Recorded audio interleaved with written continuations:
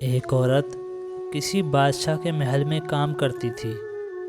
ایک دفعہ ایسا ہوا کہ وہ بیمار ہو گئی اور محل میں کام کرنے نہ جا سکی۔ اس عورت کا ایک جوان بیٹا تھا۔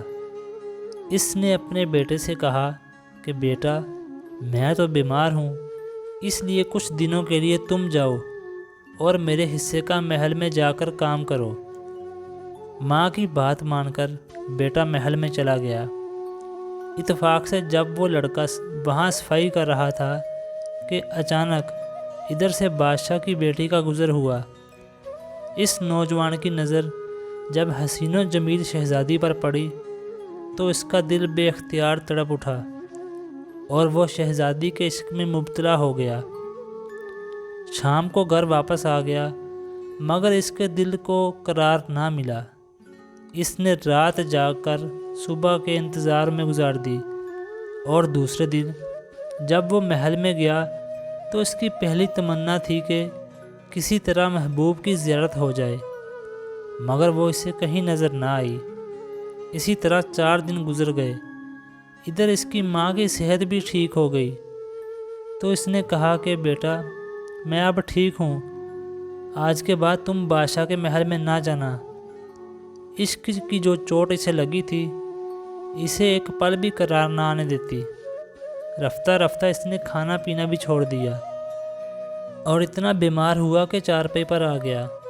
ماں نے جب بیٹے سے پوچھا کہ تجھے ایسا کیا ہوا ہے جس سے تیری حالت اتنی زیادہ خراب ہو گئی ہے، تو اس جوان نے ہمت کر کے ماں کو سارا قصہ سنا دیا۔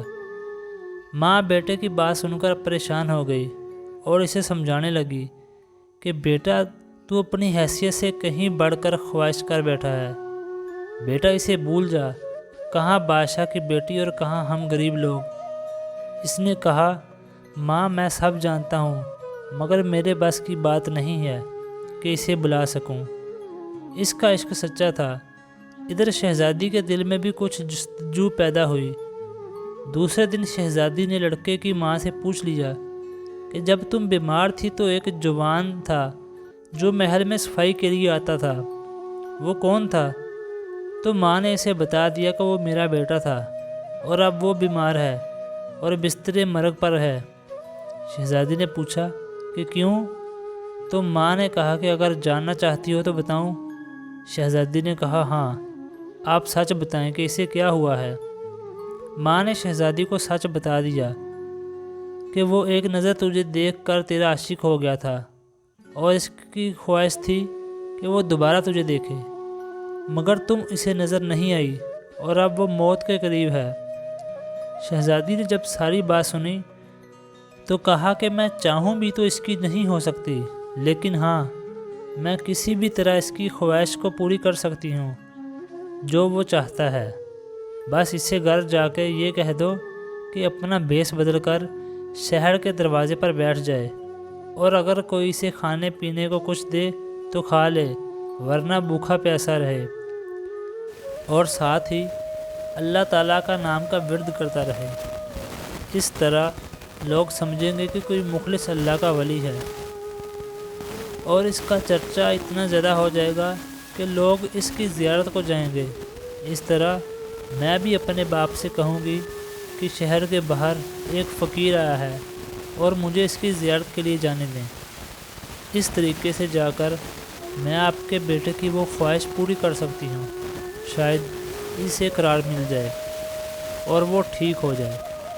لڑکے کی ماں نے ایسا ہی کیا اور اس کا بیٹا فقیروں کا بیس بدل کر شہر کے باہر جا کر بیٹھ گیا اور چند ہی دنوں میں اس کا چرچا سارے شہر میں ہو گیا اور لوگ اس کی زیارت کو آنے لگے۔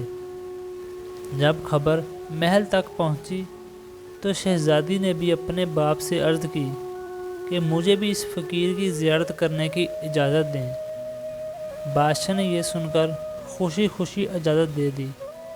ادھر اس عاشق کے دل میں یہ خیال گزرا کہ میں نے تو اللہ والوں کا جھوٹا بیس بنایا ہے اور اتنی عزت اور اتنی زیادہ نعمتیں مل رہی ہیں کہ لوگ ادب سے میرے سامنے کھڑے ہیں، تو جو لوگ سچ میں اللہ کے فقیر ہو جاتے ہیں ان کو کیا مقام ملتا ہوگا۔ یہ سوچ سوچ کر صبح اس کی دنیا بدل چکی تھی اور وہ اللہ والا ہو چکا تھا۔ شہزادی جب اس کی زیارت کو پہنچی اور اس کے سامنے آ کر بیٹھ گئی تو اس نوجوان نے نگاہ اٹھا کر بھی نہ دیکھا۔ وہ بہت حیران ہوئی۔ اس نے اس سے پوچھا کہ اب تو دیکھتا نہیں؟ تو اس نوجوان نے کہا کہ تجھے کیا دیکھوں، تیرا حسن نجاستوں سے بھرا ہے، میرے سامنے جنت کی حور بیٹھی ہیں، اس دنیا میں جن کی کوئی مثال نہیں، جو نجاستوں سے پاک ہیں، ان کا حسن دنیا کو روشن کر رہا ہے۔ جب شہزادے نے یہ باتیں سنی تو آگے بڑھ کر اس کے منہ پر تماچا مار دیا اور کہنے لگی، میری وجہ سے تو یہاں تک پہنچا، جو تجھے نظر آ رہا ہے اب مجھے بھی دکھا۔ اس نوجوان نے کہا کہ اگر تجھے بھی ایسی زندگی چاہیے تو دنیا چھوڑ کر میرے ساتھ بیٹھ جا۔ اس شہزادی نے بھی دنیا ترک کی اور نوجوان عارف بن گیا اور شہزادی عارفہ بن گئی۔ عشق حقیقی کی حقدار بس ذات خدا ہے اور عام لوگ نہیں۔